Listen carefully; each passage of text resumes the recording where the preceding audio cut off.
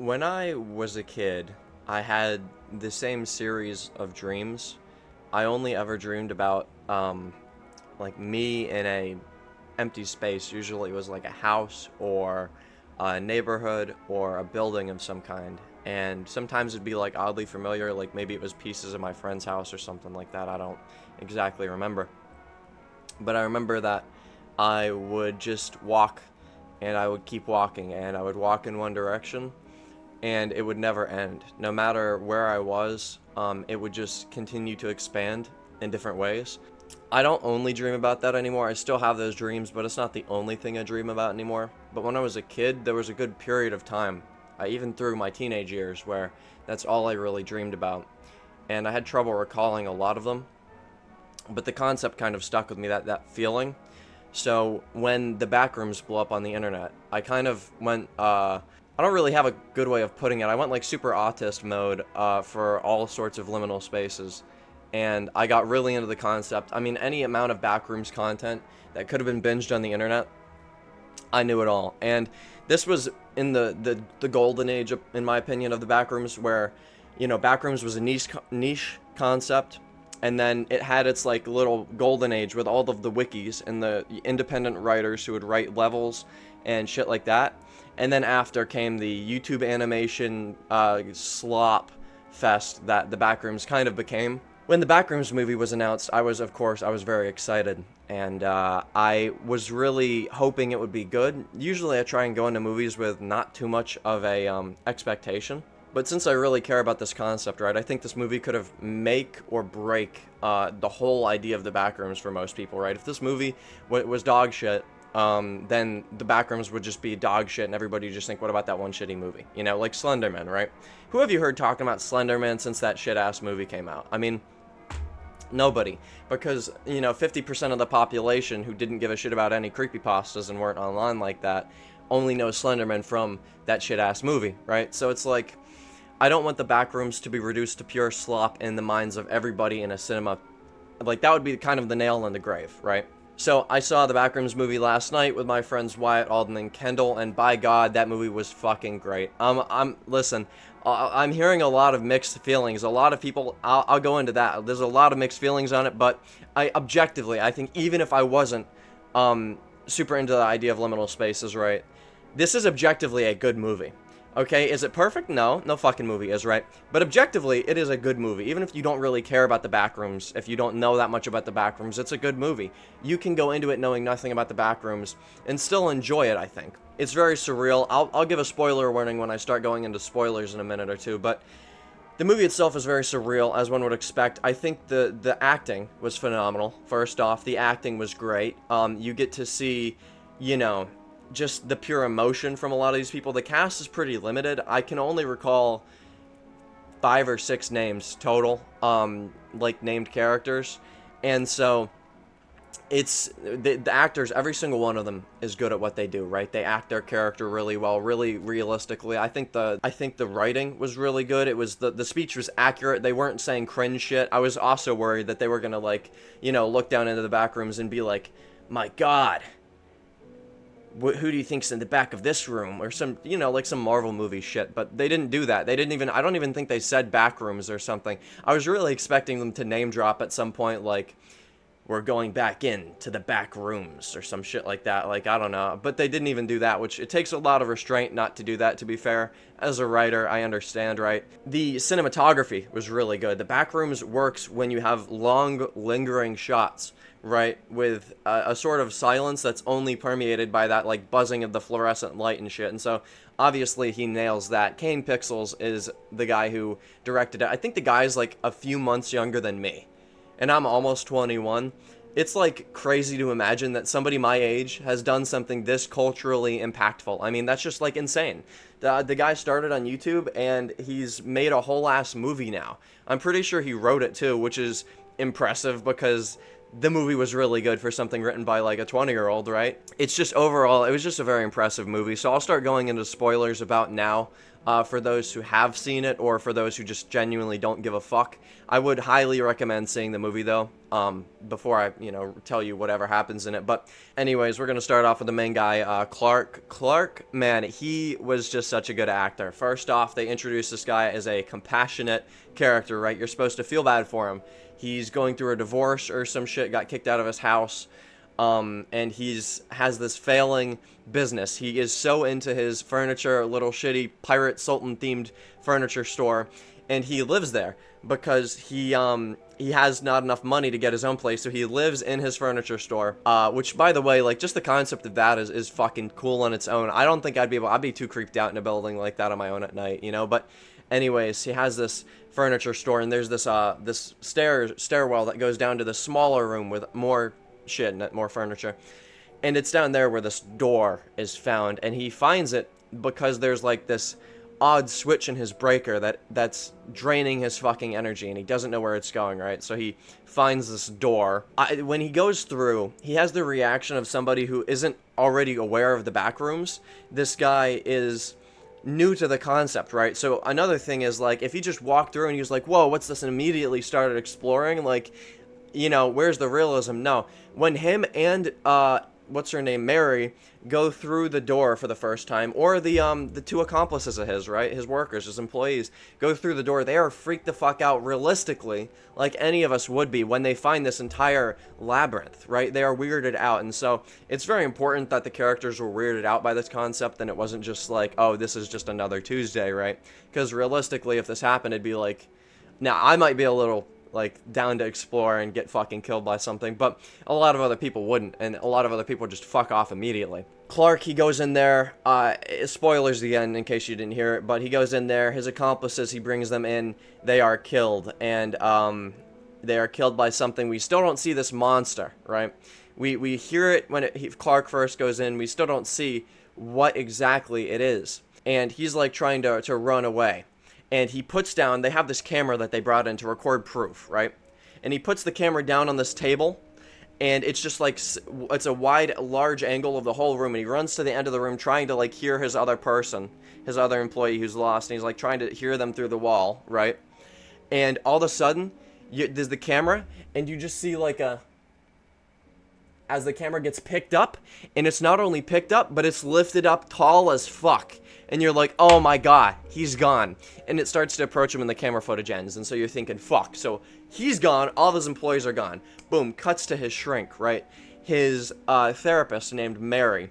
She has a very interesting story because her backstory is explained in like maybe 3 flashbacks throughout the movie. And I think one of them is like a minute or 2 long. And other than that, that's it. You don't really hear her ever talk about her backstory. She never says anything about it. Not at a party, not to her patient, Clark, not to anybody. She's like brought up in this home where her mom like taped fucking newspapers to the windows and wouldn't let her open a window or go outside. A very claustrophobic home environment, right?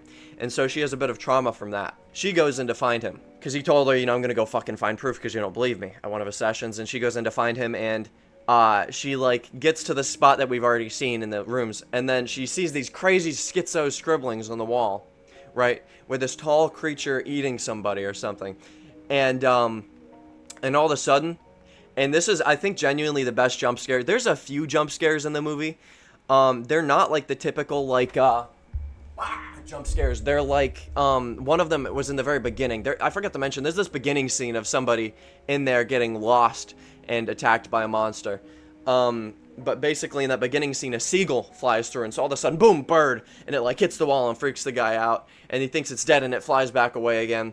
And it's like, so it's that kind of jump scare. And of course there's the hand around the camera, like it's not like sudden, it's like a slow creeping jump scare, but it's like, oh shit, pretty cool.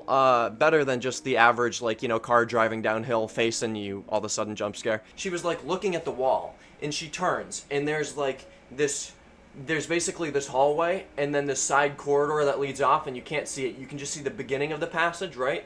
And so all you see is like this. Here, I'm gonna try and... All you see is like this. You see this. When she turns, it's immediately skids out of his mind. I mean, so we know the guy's gone crazy, right? We know that he is out of his fucking mind.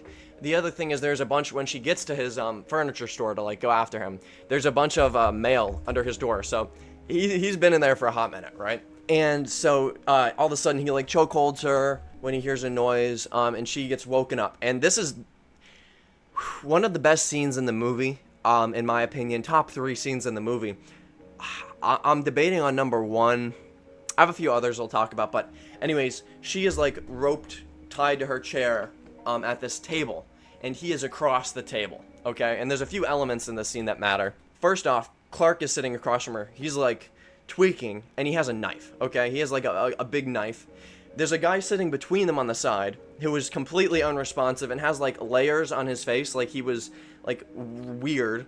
There's this tall chick standing behind Clark, standing still, right? And then there's this like man in a wheelchair behind her, okay? And so we've seen the woman and the man in the wheelchair because when Clark is exploring this place, he finds this weird room. And in this weird room, there's just a single Christmas tree. The whole room is dark, and there's one Christmas tree. And this room, I genuinely, this is one of the things, right? I'm going to go rewatch this in theaters because this movie has so many, like, details that I'm sure are on purpose. And I'm still trying to piece a lot of this shit together. But anyways, he comes across, like, underneath this tree, there's the man. And all of a sudden, you see, like, in the dark, a hand reach up and pull this light that's attached to the man in the wheelchair. He like pulls this lamp light, and then this woman, and this is the first like monster we fully see in the movie. We've seen like it moving around, it killing people off screen, but the first like creature we fully see, and it's this tall woman who starts chasing after Clark like that, like tweaking the fuck out. Hey Robbie, what's up? I'm trying to explain the Backrooms movie. Yeah, the movie was really good. The whole way it's shot was great. Like, that's one of my favorite movies now, just because of the cinematography alone. How, even outside of the Backrooms, things almost still look fake. Like The Truman Show, where it's got, like, the backdrop of the clouds, and it's clearly fake. It kind of looked like that in the real world. There were several shots about that. Why do you save all your receipts? Shut up. Let me... Dog. Hello. It's Robbie's turn. I saw the Backrooms movie before them. And then he called me fake as fuck for at least 30 minutes of conversation. I thought that the movie was good. I think that they tied in, like, mental health really well for the movie. I have so many thoughts about this movie, and yet I cannot remember any of them. So instead, I will say, fat.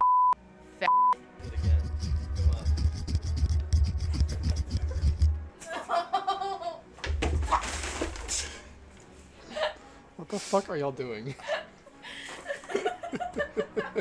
Why are you fingering my hole? I'm back. It took me like 2 or 3 days to get those fucking rascals out of my house. So, what was I talking about? I think I got interrupted when I was talking about that scene in the Christmas tree room. That might be in my opinion, the scariest scene in the movie, the Christmas tree room scene. I think other people probably agree with me on that. And something I've been seeing a lot of, because now there's a good amount of internet discourse about the movie, something that I've seen a lot of are people complaining that it wasn't scary, that the movie wasn't that scary. And most of the complaints about it not being scary come from the Pirate Clark. I'll be real, I don't think Pirate Clark was meant to be as scary as the other shit. I think the Christmas tree room was scary because you couldn't really see him that well and it was very sudden. I think, when his 2 interns or his 2 employees got taken, that was, like, scary-ish. Like, I wasn't, like, shitting my pants scared. I was more so, like, it was, like, suspenseful in a way, you know what I mean? Just like how when Pirate Clark was chasing her, I wasn't really scared, but I was like, come on, like, we need to fucking, I was, like, suspenseful. It was, like, thrilling, but I don't know about the horror. Pirate Clark eating Clark, obviously, that's, like, kind of horror-ish. It was pretty disturbing, but... the whole table scene was disturbing, and it was masterfully acted, and it was meant to be disturbing. Something I really liked was that the lady standing behind Clark, I don't know if that really was his wife, or if that was just a woman who looked like his wife, a memory of somebody who looked like his wife. I think it didn't really matter, because, the whole thing is how people are remembered, and then they're forgotten bit by bit, and that's why Clark had that Pirate Clark, because he was so wrapped up in his identity with the store, that he had become the store, right? And so when he was lost in the back rooms, he he wanted to be lost back there. He said he fucking liked it. He didn't want anything to change. And that was because he could avoid all of his real life responsibilities by just chilling out in the back rooms that reminded him of his furniture store that he loved so much, right? And so for Clark, the back rooms was like an echo chamber. He could just do what he wanted down there and not be disturbed by everything else in real life and just go insane.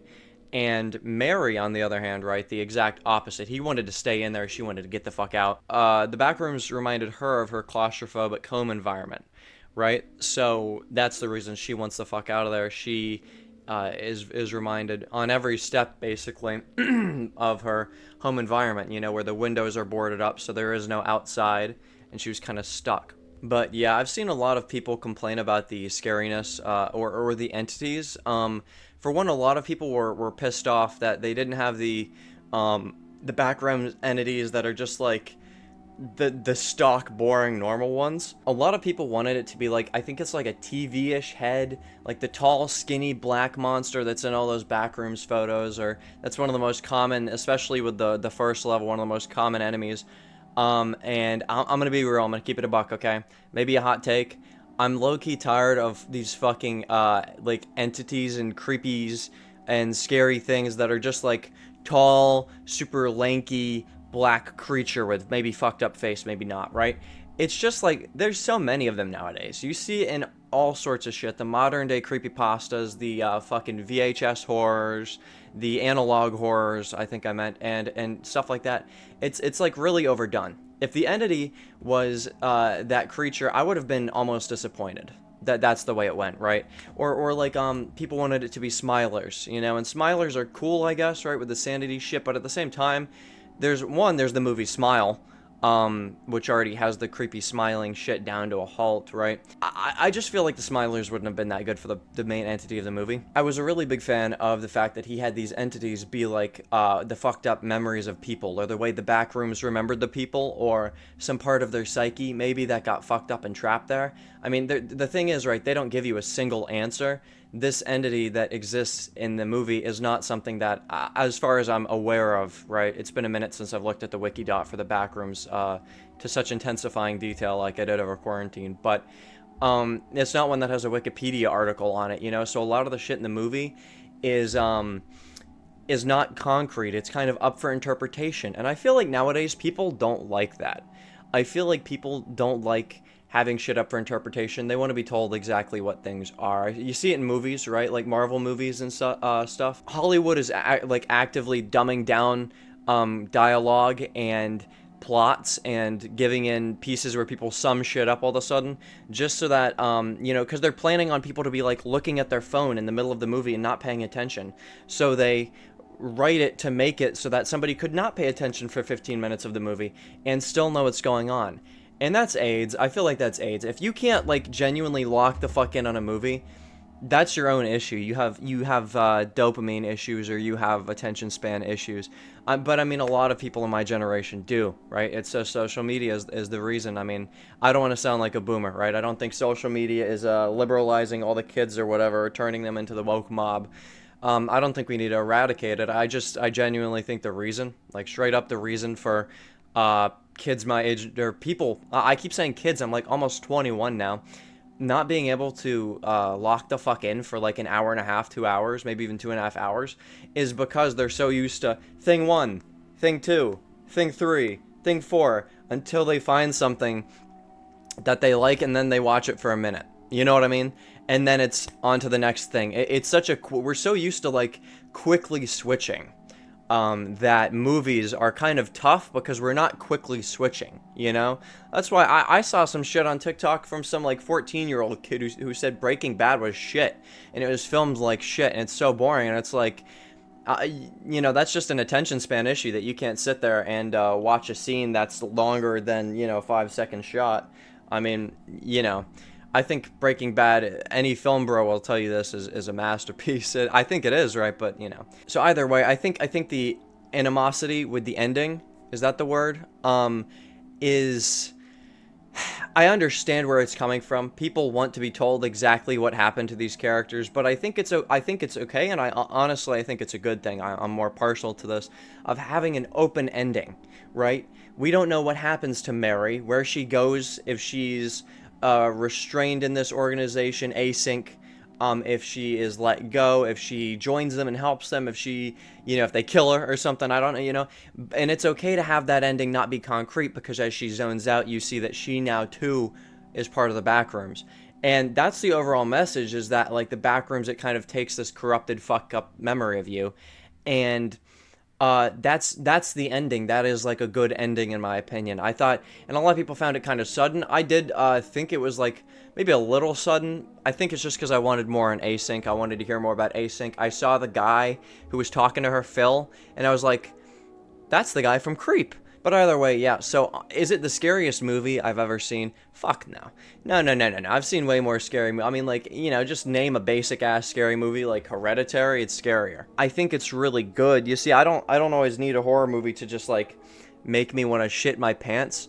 Sometimes I can have a horror movie have me be like frightened for a scene or two, and then have a cool suspenseful or whatever plot later, because the movie was really suspenseful. Something it did really well was the lingering shots when they're going into the back rooms, when they're leaving, when they're looking around, right? In movies, we're used to when there's long shots.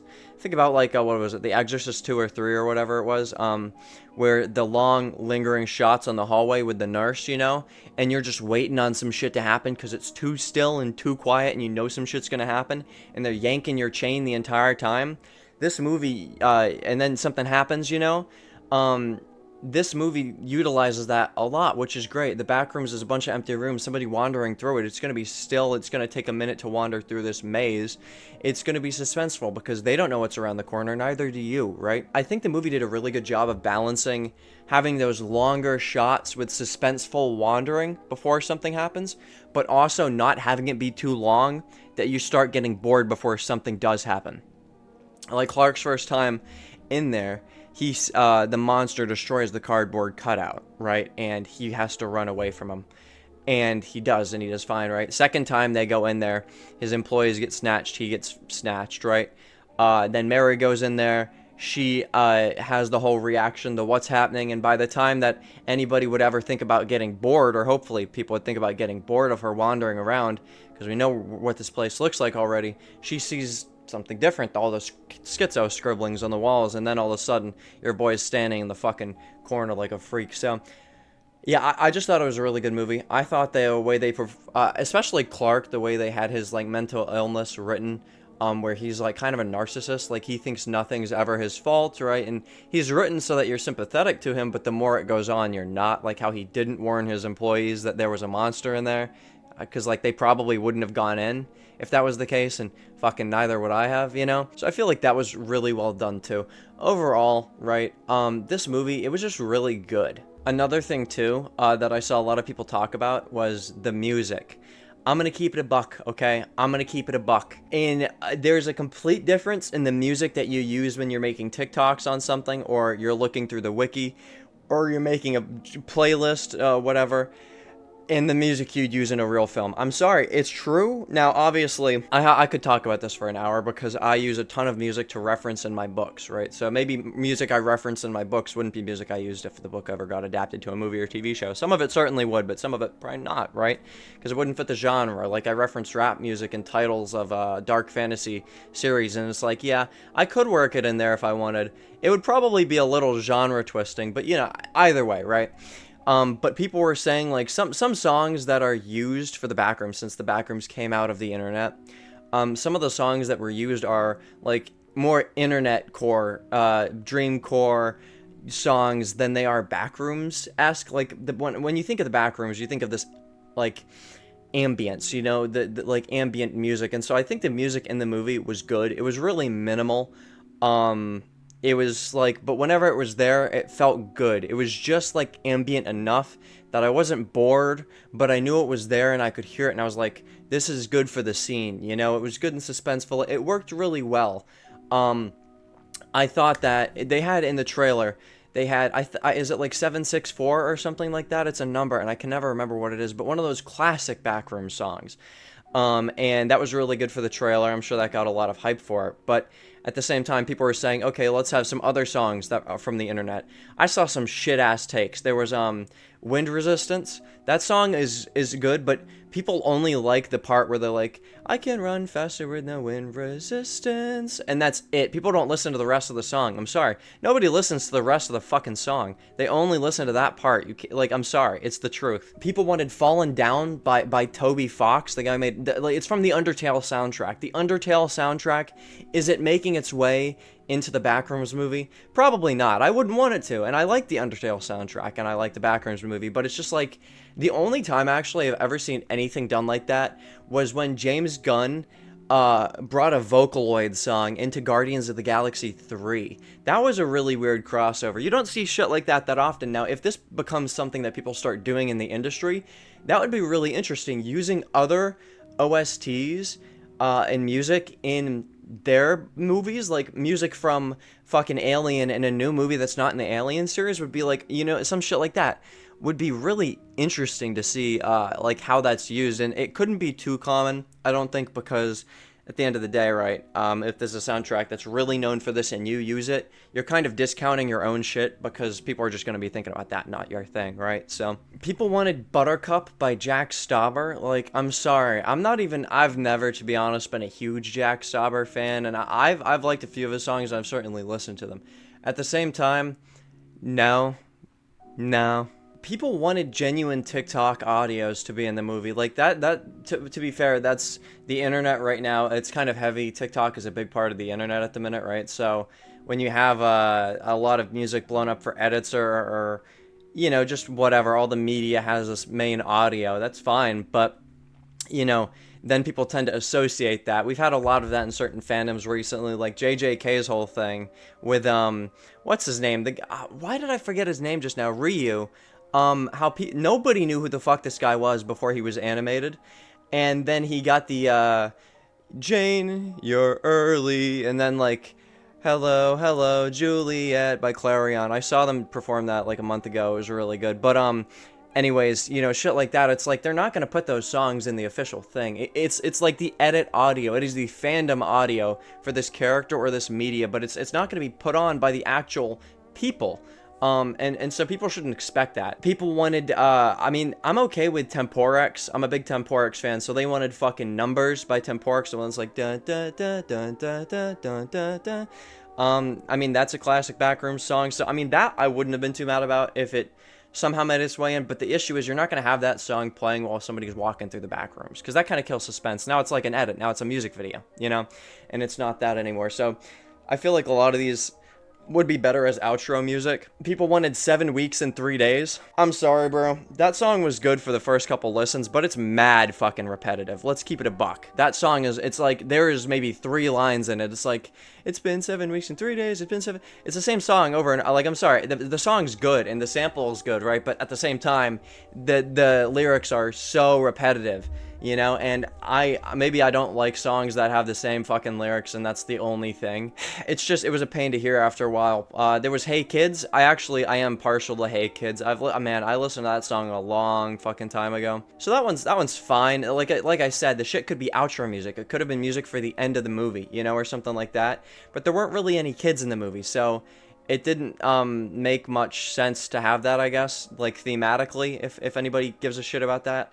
There's that one that's like, da da da da da, called School Rooftop, that, like, lo-fi song or whatever, bed rotting song that people wanted, and like I said, I've listened to it, right? I've listened to all of these fucking songs, because I was huge in the Backrooms fandom, at least the OG Backrooms fandom, and so, no. Like, when are you gonna have where in that movie would that song have fit? Or, like, Fallen Down, like, by Toby Fox, where in the movie would that have fit? It wouldn't have. It would have been weird. It would have been cringe. It would have been like, oh, we're listening to Undertale music in a real movie now. Like, you know what I mean? It's like, I like the Undertale sound. Let me restate it. I like Undertale, and I like its soundtrack. But it's not made for the movie. What I did like was when Mary visited her mom in the psychiatric hospital, or the crazy loony bin, or wherever she was. I'm pretty sure, correct me if I'm wrong, I'm pretty sure there was a song off of the Caretakers album, Everywhere at the End of Time, that could have fit well, because that album is like fucked up ambience editing to the original songs, so that could work well with like somebody going crazy, right? Like that shit makes sense. And so it was in the background. What was the outro song for the credits? I actually don't know that song, but it was kind of a fucking vibe. I was sitting there like staring off into space at the end of the movie trying to figure out what it was. It's some shit like this. It's like, you know what I mean? It's like some Aphex Twin shit. It's not like, you know what I mean? Imagine if the outro is playing and it was like, hey, kids, da, da, da, and it's like, you know, that's kind of like not the right song to end, especially with the ending the movie had. You want something odd, you want something weird, because now you're sitting there thinking, fuck, like, there's a copy of Mary in there, like, what the hell just happened? What's going on? And you're not supposed to be thinking, like, you know, oh, I'm back to being a teenager who's afraid of talking to people, and I wish I lived in the liminal space instead of real life. Guilty! So it's shit like that, you know? And another thing people didn't like was that there wasn't levels. I'm sorry. Here's my hot take on the Backrooms. That's always been my hot take. The levels system makes it a video game. It's like levels, like a video game. And at level 1, 2, 3, 4, I think it's cool. I think it's cool for a wiki. It makes sense on how to organize it. At the same time, in a movie that's 1 hour and 45 minutes, how are you going to get multiple levels fully explored correctly in that? Right? Like, it's just, now maybe there's something for a second movie now. Maybe there's something for, but, you know, the second movie, there's room. We know we have this shit about async now. Mary could join them, she could also not. But Async is exploring the Backrooms, and now we are introduced to the Backrooms. We know how fucked up and evil it is. We can have these guys going through the Backrooms, right? There's room for a second movie, and maybe there they figure out levels. They go past the fucking yellow carpet, and they find a new area, or maybe an area Clark hadn't discovered yet, or an area that pertains to the trauma of somebody else, some other character, or some shit like that. It's so achievable. It's so achievable, and people are just like, so I understand that. How you're not gonna have people take your movie seriously when you have like video game music and video game levels and shit in the movie. Like, it feels too video gamey. You can't have the Backrooms, I think, at least on the internet, without the levels. Like, I get it, it makes sense. It's the same with the entities, you know, but at the same time, you know, I'm not gonna expect them to go through like the first 10 level. Like, this isn't a rec room game. You know what I mean? It's not a video game. In a video game, you have levels because video games have levels. In a movie, there isn't levels to the movie. There's a plot, okay? The plot dictated where they were because both of these main characters, Clark and Mary, both had shit going on in the Backrooms, okay? It was symbolic. You know, and everybody's like, but the pool rooms! But the pool rooms! I love the pool rooms as much as the next person. I have a ton of fucking pool nostalgia from my life. The amount of swim lessons I went through as a kid, okay? Don't even get me started on pool, lake, whatever nostalgia. But the pool, oh my god, people who love the pool rooms are so fucking obnoxious. We only got a minute of the pool rooms. Why was it only that room that was the pool rooms? You see what I mean? Like, they wanted a pool rooms movie. They didn't want a Backrooms movie. They wanted the whole fucking movie to be in the pool rooms. You want to hear splish splash the entire time and the guy can't run because he's in the fucking water? And it's constant white tiles beaming your fucking eyes? And also, I'm sorry, the pool rooms look aesthetically really cool. I like the pool rooms, like I said, but come on. It's not the OG Backrooms. It's just not. It doesn't have the same impact. And at the same time, right? Motherfuckers ain't happy with what they get. They got the pool room. They didn't get the pool rooms like with the bright white lights and you know, the dust hazy in the air and the balloons in the inflatables and the slides. You're, like I said, right, this isn't a kid's YouTube animation. It's a real fucking movie. You got it. You can't have shit like it's trying. The movie was very professional, and it tried to be very professional, and it succeeded, right? And part of that is because they didn't add that stupid slop they have in a ton of the fucking, you know, YouTube animations. I'm sorry, but the YouTube animations of, like, these hazmat guys running around and getting, like, sillied and ha-ha'd and whatever, it's what killed the Backrooms and made it a meme and made it like, oh, kids love this shit now, you know what I mean? And the kids don't even understand it, you know what I mean? They don't know what, like, the concept of liminality is. They just know the Backrooms and skibbity toilet chases you down hallway, skibbity dop dop dee dee. Really, it's just the main controversy or whatever around the movie, the main complaint is just people had this idea in their mind that when the Backrooms got its movie, right, which is already a pretty big step. I mean, this is a full concept off of one image on the internet, blew up, got its whole wiki. That alone was big, and now it had a whole movie.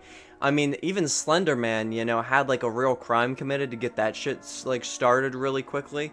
But you know, it's like a creepy pasta in a way, but it actually got a really good level of recognition. It's like, imagine if Jeff the Killer got a movie back in 2016 or some shit like that. You know, it's kind of like that. It's really impressive it happened, but a lot of people were thinking that there was going to be like a lot of nods to the whole internet culture behind the Backrooms. And maybe if it was a YouTube movie or a fully animated thing or maybe more comical or a series or something, they would have more time or care to make nods to internet things, right? But it had an hour and 45 minutes. It was staying professional. It's not going to make a nod to your favorite TikTok audios for Backrooms, which Backrooms level is your month that you were born on. It doesn't have time to be doing Dreamcore shit. Like I said, all of this I'm trashing on. I like it. I like Dreamcore stuff. I like the pool rooms. I like entities. I like the levels. It's just not fit for this, the seriousness and time limits of this film.